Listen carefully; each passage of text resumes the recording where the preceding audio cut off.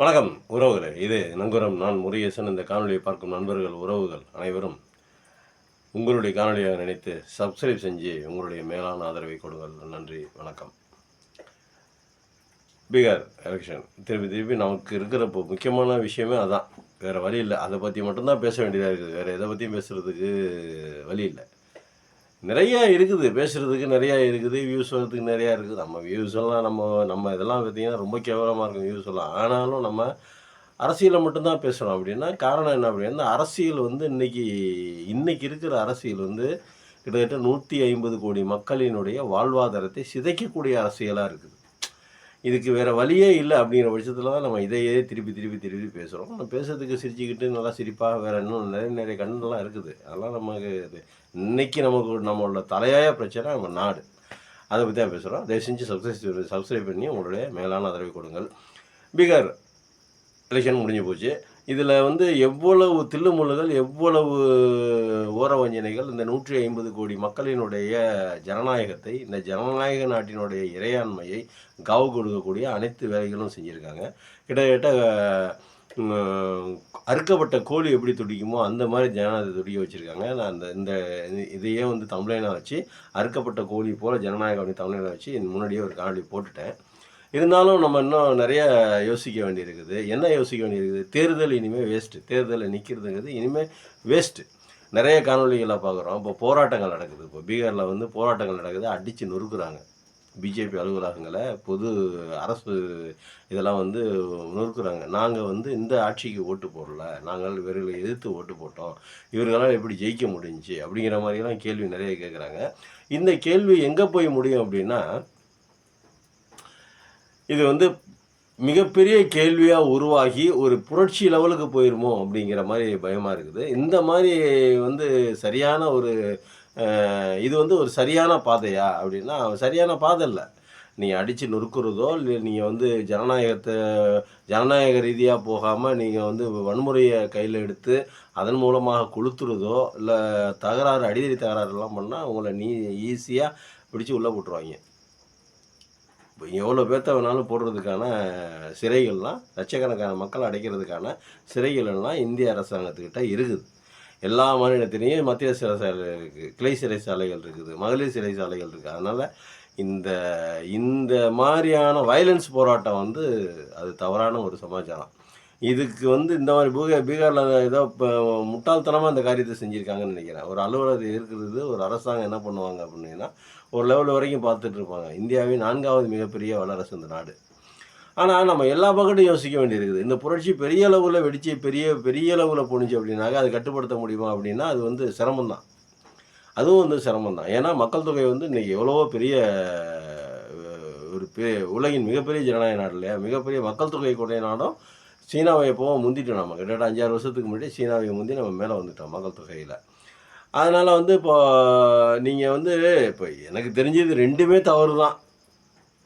நீங்கள் வந்து போராடுறதுங்கிறது பொது சொத்துக்களை அழிக்கிறது, இல்லை தனியார் சொத்துக்களை அடிக்கிறது, நொறுக்கிறது, இது 2மே வந்து ஒரு தவறான சமாச்சாரம் தான். நமக்கு மகாத்மா காந்தியடிகள் இருக்கார், அகிம்சைன்னு ஒன்று சொல்லி கொடுத்துட்டு போயிருக்காரு. அதனுடைய வலிமை என்னான்னு நமக்கு காட்டிட்டு போயிருக்காரு. உலகத்தில் வந்து இந்த அகிம்சை போராட்டத்துக்குன்னு இன்னமும் ஒரு மரியாதை இருக்குது. அகிம்சைக்குன்னு இன்னும் ஒரு மரியாதை இருக்குது. அதனால் நம்ம அந்த மாதிரி தான் நம்ம போராடணுமே தவிர, அந்த வயலன்ஸை கையில் எடுத்து நீங்கள் போட்டு அடிக்கிறது, நொறுக்கிறது, இந்த மாதிரி வேலைகள்லாம் பார்த்திங்கன்னா அரசாங்கம் வந்து ஒரு லெவலுக்கு மேலே இலங்கை மாதிரியோ இல்லை நேபாளம் மாதிரியோ ஓடி போயிடுவாங்க. அது வேறு விஷயம். ஆனால் அதுக்கு முன்னாடி மக்களை வந்து சிதைச்சிடுவாங்க. முன்னாடி இருக்கிற மக்களை வந்து இப்போதைக்கு போராட்டங்களை முன்னெடுக்கிற மக்களை வந்து வயலன்ஸ் போராட்டங்கள் முன்னெடுக்கிற மக்களுடைய வாழ்க்கை வந்து கேள்விக்குறி ஆக்கிரும் அரசாங்கம். இதை நம்ம கவனத்தில் வச்சுக்கணும். எந்த ஒரு நமக்கு அகிம்சைன்னு ஒன்று இருக்குது. நீங்கள் வேறு எந்த விதத்தில் பார்த்தாலும் யோசித்து பார்த்தாலும் இந்த அரசாங்கத்தை வந்து தேர்தல் அப்புறப்படுத்தவோ, இல்லை நியாயமான முறையில் ஓட்டு வாங்கி ஜெயிச்சு அரசாங்கம் வர்றதுக்கான வாய்ப்பு இல்லை. இவங்க ஒரு லெவலுக்கு மேலே கைமீறி போயிட்டாங்க. இவங்களுக்கு வந்து மனவியாதி கொஞ்சம் அதிகமாகிடுச்சு. இவர்கள் வந்து எப்படின்னா மன ரீதியாக பாதிக்கப்பட்டுட்டாங்க. எப்படி பாதிக்கப்பட்டுட்டாங்க அப்படின்னா, இனிமேல் நம்ம ஜெயிக்கலை அப்படின்னா நம்மளை வந்து இன்னும் 200-300 வருடங்களுக்கு நம்மளால் ஆட்சிக்கு வர முடியாது இத்தோடு நம்ம கதையை முடிச்சிருவாங்க. ஏன்னா மக்கள் இப்போ அடுத்த ஜென்ரேஷன் வர வரைக்கும் இன்னும் 2, 3 தலைமுறையை இது பாதிக்கும். இது ஏன் வந்து இப்போ ஒரு நிகழ்வு நடக்குது அப்படின்னா, இப்போ சுதந்திர போராட்டம் நடக்குது. சுதந்திர போராட்டம் நடந்துக்கிட்டு 75 வருடங்களாக அதன் தாக்கம் இருந்து கொண்டு தான் இருக்கிறது. சுதந்திரம் வாங்கணும் இலக்காரன்றது அந்த 75 வருஷமும் ஒரு தாக்கம் இருந்துக்கிட்டு தான் இருக்குது. ஏன்னா அடுத்தடுத்த தலைமுறைக்கு சுதந்திரம் எப்படி வாங்கணும்னு தெரியாது. இப்போ இனிமேல் அடுத்த ஜென்ரேஷன் வருது பார்த்தீங்களா? இப்போ இருக்கிற ஜென்ரேஷனுக்கு சுதந்திரம் எப்படி வாங்கணும், எவ்வளோ கஷ்டப்பட்டு வாங்கணும், அதனுடைய அர்த்தம் என்ன, அதனுடைய ஆழம் என்ன அப்படிங்கிறது தெரியும். சுதந்திர போராட்டத்தினுடைய அர்த்தம், ஆழம் என்ன அப்படின்னு தெரியாது. 75 வருடங்களுக்கு முன்னாடி வாங்கிய சுதந்திரத்தை வந்து இப்போ அன்னைக்கு இருந்த சாதிய கொடுமைகள், அன்னைக்கு இருந்த கட்டுப்பாடுகள், அன்னைக்கு இருந்த கொடுமைகள் இதெல்லாம் வந்து மக்களுக்கு தெரியாது. நீங்கள் சாதிய கொடுமைகளை பற்றி நம்ம தெரிஞ்சுக்கணும் அப்படின்னா கூட நம்ம கிட்டத்தட்ட ஒரு 50 வருடங்கள் பின்னோக்கி போய் தான் தமிழ்நாட்டில் தெரிஞ்சுக்க முடியும். இந்தியா பூரா அன்றைக்கி சாதிய கொடுமைகள் வெளிப்படையாக அதனுடைய கோரமுகங்கள் வந்து தலைவிரிச்சாடுது. ஆனால் இந்தியாவில் கொஞ்சம் அடக்கி வசிக்கப்பட்டிருக்கு. அதற்கு காரணம் தந்தை பெரியார் அப்படிங்கிற மாதிரி சொல்லலாம், பேரறிஞர் அண்ணான்னு சொல்லலாம். இன்னும் முற்போக்கு சக்திகள் நிறையா இருக்குது. கலைஞர், அட்டமலை சீனிவாசன்லேருந்து அயோத்தியாசர் பண்டிதர்லேருந்து அப்படியே வரிசையாக வந்துக்கிட்டு தான் இருக்குது. சாதிய கொடுமைகளுக்கு, தீண்டாமைகளுக்கு எதிரான ஒரு இதே போல் வந்து பார்த்திங்கன்னா, ஆனால் இப்போ தமிழ்நாட்டில் மட்டும்தான் இந்த மாதிரி இருக்குது ஒழிய தமிழ்நாட்டுக்கு வெளியே போனீங்கன்னா வட மாநிலங்களில் போனால் இன்னும் சாதிய அடுக்குகள், சாதிய கொடுமைகள் இன்னும் நிறையா இருக்குது. ஒரு காணொலியில் ஒருத்தரை பார்த்து அவர் சொல்கிறாரு என்ன அப்படின்னா, பீகாரில் வந்து பார்ப்பனர்கள் வீடு மட்டும்தான் பூசணுமா, மற்றவர்களுடைய வீடு பூசப்படக்கூடாதான். யாராக இருந்தாலும் பூசக்கூடாதான். பார்ப்பனர்கள் வீடு மட்டும்தான் பூசி அழகாக வச்சுருக்கணும். மற்றபடி எந்த பார்ப்பனர்கள் அல்லாத ஒரு வீடு, எவ்வளோ பெரிய வீடு கட்டினாலும் சரி, அது பூசக்கூடாது. அப்படியே தான் குடியிருக்கணுமா. இது பீகாரில் சட்டமாகவே அதாவது எழுதப்படாத சட்டமாகவே இருக்குது அப்படிங்கிற மாதிரி சொல்கிறார். ஒரு சினிமா தேட்டரில் ஒரு இதில் இப்போ நேற்று கூட பார்த்தேன், ஏற்கனவே ஒரு தடவை பார்த்துறேன். நேற்று நைட்டு கூட ஒன்று பார்த்துருந்தேன். ரொம்ப கோபமாக பேசினார். இந்த மாதிரி எல்லாம் கொடுமைகள்லாம் இதெல்லாம் சாதிய கொடுமைகள் தானே. இப்போ தமிழ்நாட்டில் இது அவ்வளோவா காணப்படலை. தமிழ்நாட்டில் கிட்டத்தட்ட இருக்குது சாதிய எண்ணங்கள், மனப்பான்மை இன்னும் நிறைய இருக்குது. இன்னும் ஆழமாக இன்னும் வெறுன்று போயிருக்கிறது.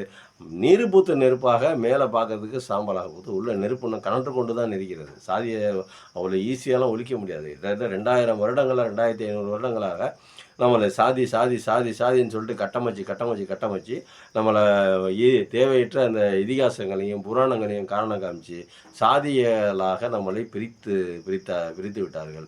அது அவ்வளோ ஈஸியாக ஒன்றும் சேராது. அதுக்கு இன்னும் இதே மாதிரி போனால் இன்னும் சில நூற்றாண்டுகள், பல நூற்றாண்டுகள் ஆகலாம். அதில் மாட்டுக்கத்தில் அதே மாதிரி சுதந்திர போராட்டத்தினுடைய வலிமையும் இப்போ குறைஞ்சிருக்குது. அதுக்கு என்ன அர்த்தம், சுதந்திர போராட்டத்தினுடைய அர்த்தம் என்னங்கிறது இப்போ நமக்கு தெரியாது.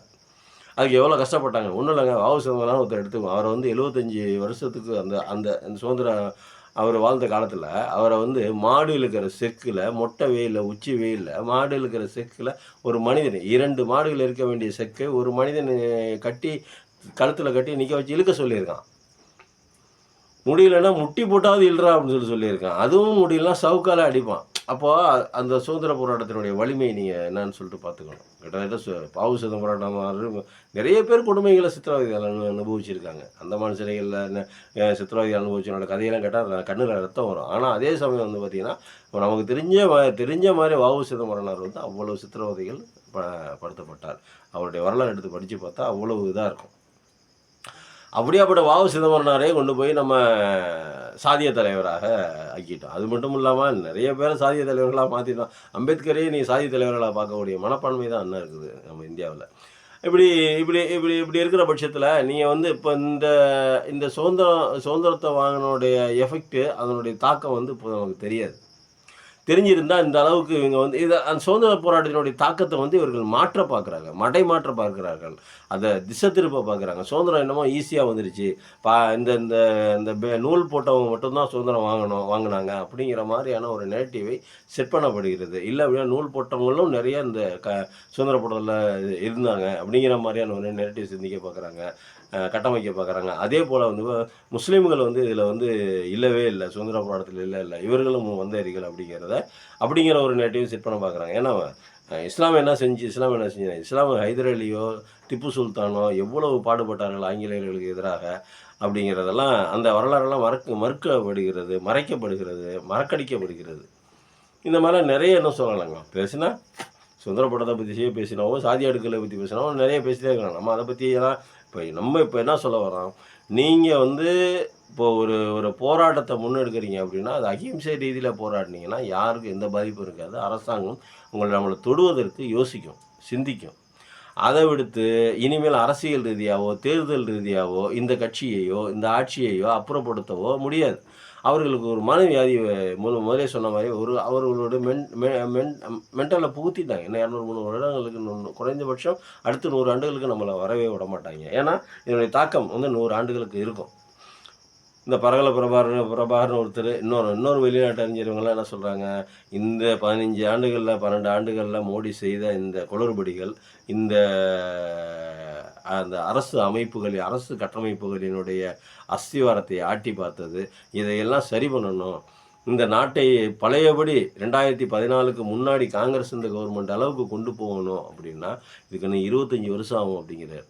அது சரி பண்ணுறதுக்கே 25 வருஷம்னா அதை மாதிரி அந்த அளவுக்கு கொண்டு போனால் 25 வருஷம். அதுக்கு மேலே வளர்ச்சி எட்டி பிடிக்கணும் அப்படின்னா அது எப்படின்னு யோசிச்சு பாருங்கள். இவர்கள் போலியான பொய்யான பிம்பங்களை நம்ம மீது கட்டமைக்கிறார்கள் இந்த பாஜக அரசு. அப்படின்லாம் பார்க்குறோம். அதனால் நீங்கள் ஓட்டு போடுறது மூலமாகவோ இவிஎம் மிஷின் மூலமாகவோ நீங்கள் இதெல்லாம் அப்புறப்படுத்த முடியாது. இவர்கள் எல்லாத்துக்கும் துணிஞ்சிட்டாங்க, நல்லாவே தெரியுது. கள்ள ஓட்டு போடுறாங்க.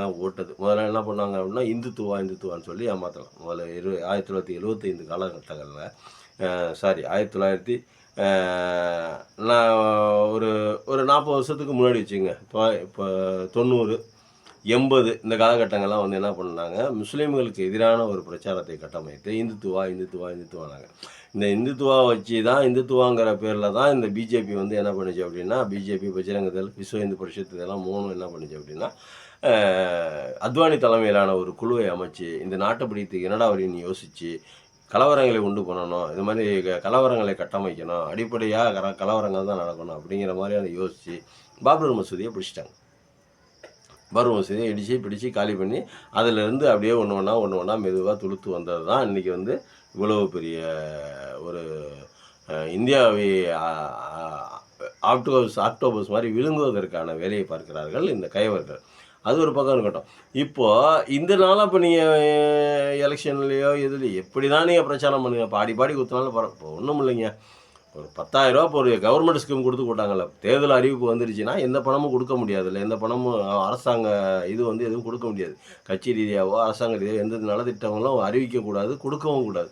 ஆனால் இவர்கள் என்ன பண்ணாங்க, எலெக்ஷனுக்கு முதல் நாள் வரைக்கும் இவங்க என்ன பண்ணியிருக்காங்க, பணம் கொடுத்துருக்காங்க. 10,000 ஒரு ஸ்கீம் போட்டு ஒரு தொழில் தொடங்கலாம். இந்த 10,000 ரூபாய்க்கு தொழில் தொடங்க, என்ன தொழில் தொடங்க முடியும்னு தெரியல. 10,000 ரூபாய்க்கு அந்த ஊரில் எதுவும் வாய்ப்பு இருக்கான்னு தெரில. நம்ம ஊரில் வாய்ப்பு ரொம்ப கம்மி தான். பிழைக்கலாம் 10,000 ரூபாய் வச்சு, அது வேறு விஷயம். ஆனால் அவர்கள் அந்த அளவுக்கு அந்த ஊரில் அந்த பிழைக்கிற அளவுக்கு அவர்களுக்கு சிந்திக்கிற சக்தி இருக்கா அப்படின்னு தெரியல. 10,000 ரூபா கொடுத்துருக்காங்க. எதுக்கு 10,000 ரூபா கொடுக்கணும், எப்படி 10,000 ரூபா கொடுக்க முடியும்? எலெக்ஷன் கமிஷன் கேட்கல. ஏன்னு கேட்காது, இனிமேல் கேட்காது, எதுவுமே செஞ்சாலும் கேட்காது. எலெக்ஷன் அன்னைக்கு நேராகவே வீடு வீடாக சென்று பணம் கொடுத்து ஓட்டு போட சொன்னால் கூட ஏன்னு கேட்காது. மிரட்டுனாங்களே, எங்களுக்கு ஓட்டு போடலன்னா புல்டோசர் விட்டு ஏற்றுவோன்னு சொல்லிட்டு மிரட்டினாங்க பிஜேபிக்காரங்க. அதுக்கு எலெக்ஷன் கமிஷன் எதுவும் கேட்டுச்சா? கேட்காது.